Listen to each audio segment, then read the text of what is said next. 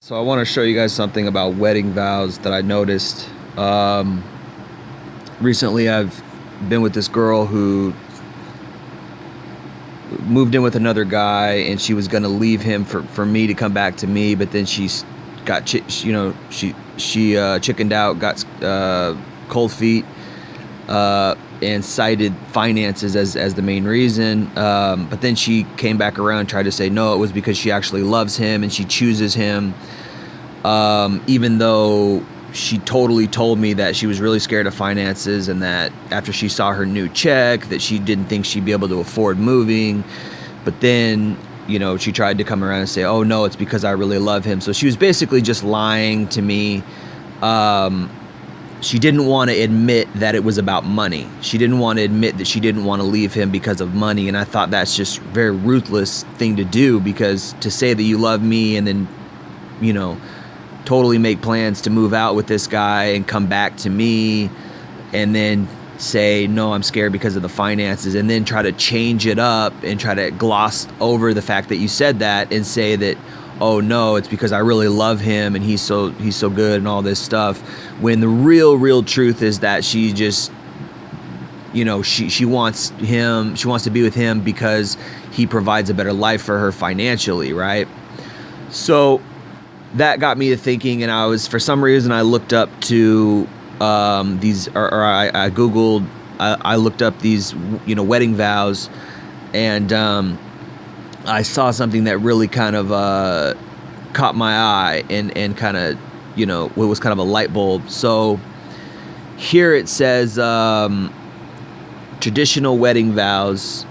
These are traditional wedding vows, meaning basically classic wedding vows, meaning basically the last century. This is most people were saying these wedding vows. And then somewhere along the line, people started making their own vows, right? So nobody in the MGTOW community or nobody in the Red Pill community has really ever touched on this and talked about this, but it's something that just caught my eye. At least to my knowledge, I've never heard anybody talk about this, but this is very interesting, because at some point, like I said, people started making their own vows, and they veered away from this. So this is the traditional wedding vow. I, whatever your name is, take whatever he or her name is, to be my wife, husband. Sorry, it's not focusing very well. To be my wife, husband, to have and to hold from this day forward, for better or for worse, for richer or poorer, in sickness and in health, to love and to cherish from this day forward until death do us part. Isn't that interesting? That's a very interesting wedding vow, because if you really understand, it's a great wedding. It's perfect, and it's like no wonder that every marriage they were stating this. And no wonder they wanted to change it, because imagine how guilty they felt for wanting to divorce someone, for better or for worse. If it was in worse, and I just don't like this, and the top three reasons for marriage ending: 1, finances; 2, irreconcilable differences; and 3, infidelity. Okay, those are the top 3 reasons that all marriages end, right? So right there, if you say these vows,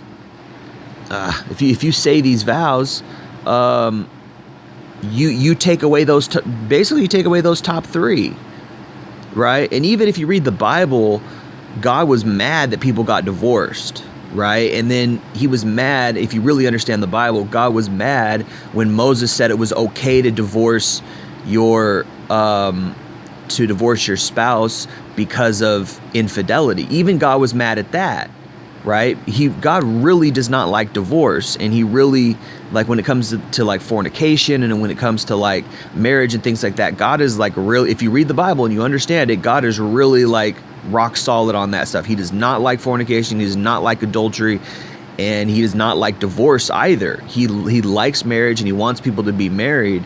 So it's like, from a traditional standpoint, You know, if you're looking at the Bible and you're looking at these vows and stuff, you would understand that it's serious. Getting married is serious. But what these people try to do today, particularly these atheists, and after second wave feminism came in, and the whole hippie generation and the free love generation, people tried to take God out of everything. They said, oh no, we have our own morality. Morality is subjective, and this is evil. This is something where it brought in immorality. Oh, we can fornicate. It's okay to have sex before marriage. Oh, pornography is okay. Oh, all these things are okay. Divorce is okay. Now we can make our own vows, right? And it's surprising that they even get married, you know. And then God even said in the last days, in the last books of the Bible, he said in the last days, people will be giving and receiving in marriage. Well, that verse always bugged me, because I was always like, well, what's wrong with that? What's wrong with giving and receiving in marriage? But now I realize that he doesn't go into detail after that, but when you understand how evil people of today are, he even views marriage as evil today almost, because it's like, well, what's everybody doing? They're all marrying for the wrong reasons. They're all riding the cock carousel until they get married.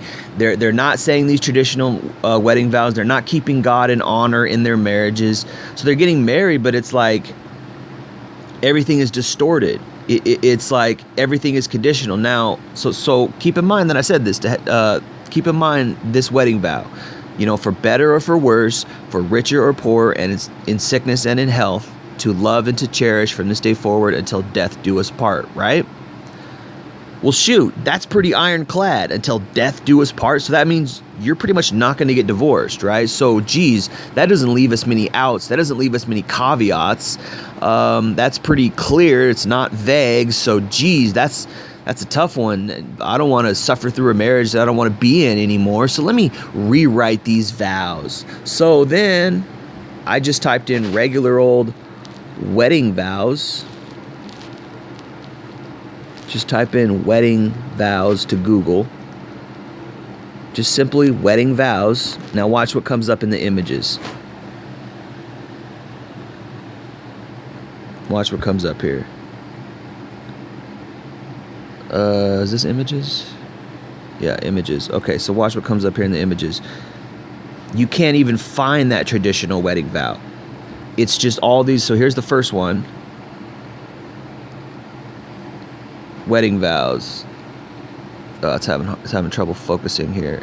Okay, it just says, can't read it, but you can't see it in the video, but let me read it to you. I love you because you are happy and adventurous and strong. I love you because you love your family and your friends just as fiercely as I love mine. Also, I love that your family has become mine and my family has become yours. So look at this. So she loves him because he's strong and he's happy and he's adventurous. So what if he's not strong, happy, and adventurous? What if he becomes weak and miserable and stays at home? Then you're going to stop loving him? Boom, your marriage is done. See? So the first sentence is a conditional love. So she says she loves him based on these conditions, right?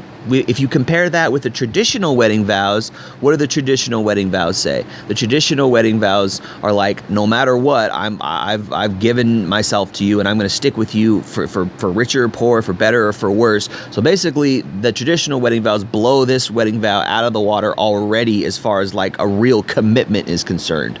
So she's talking about, I love you because you are happy and adventurous and strong. Boom, boom, boom. What if he's not? Then you don't love him anymore. So there you go. Your marriage is done right there in the first sentence. She goes on to say, you are my best friend and I am so happy we are on the same team.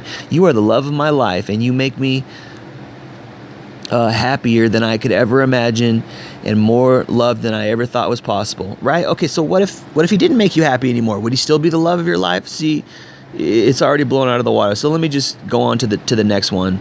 Okay, so this is the next one, and this one says non-traditional in the heading. Oh, we make sure that this is non-traditional wedding vows.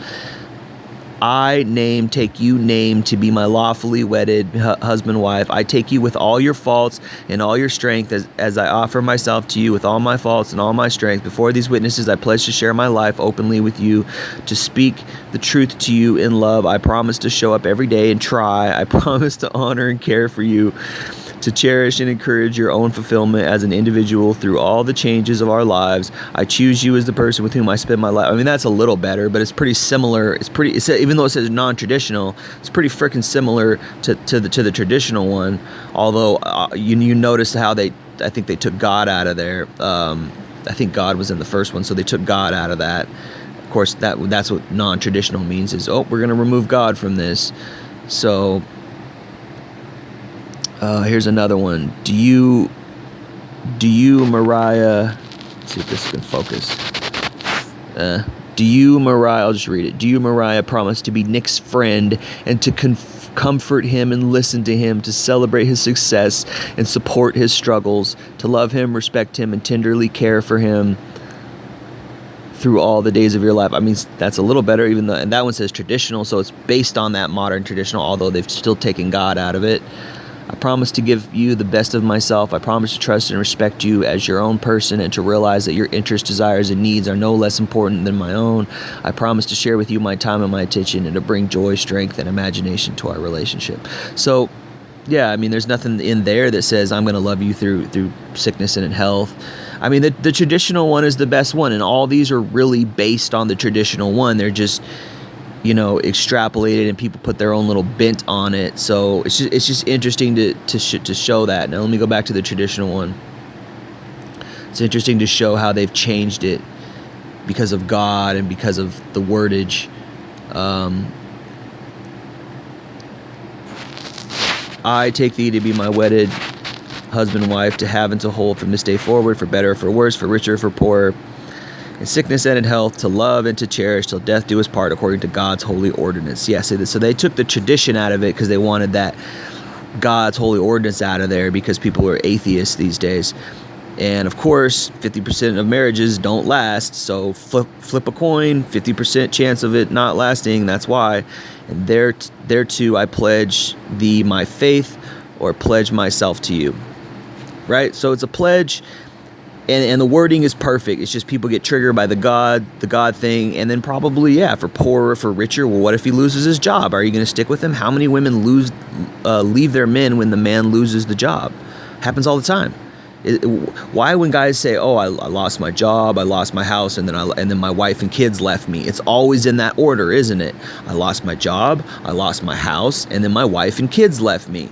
Always in that order. When you don't have money anymore, when you don't have a house to take care of them, they'll leave you. And that's why it says here, for richer or for poorer. But see, they took that out, and they don't mention that in any of the other vows. Go Google it, wedding vows. Google wedding vows and see the difference. See the difference between when you Google traditional wedding vows, when you read this one, which is the number one traditional one from all time, to the new ones, which say all the distorted. They took all this stuff out. It's all distorted. For better or for worse, they took that out. For richer or for poorer, they took that out. In sickness and in health, they took that out. According to God's holy ordinance, they for sure took that out. That I pledge thee my faith, or pledge myself to you. Basically, this means I'm sticking with you through thick and thin forever, period. Because that's the way God wanted it, because I choose you and I love you. That's the traditional wedding vow. That's the traditional pledge. And they've taken it and they've distorted it into something of their own, which is basically, they're taking all the important stuff out. They're taking out the faithfulness part. They're taking out the God part. They're taking all this stuff out because they don't want to do it. If the circumstances change, they're going to change. If the circumstances change, they're going to leave you, and they're leaving themselves an out. They're leaving themselves an out, and they don't want to take this pledge because it's too real. It's too strong. So they want to leave themselves a different out, and that's just what it is. So that's just something I want to share with you guys that I noticed.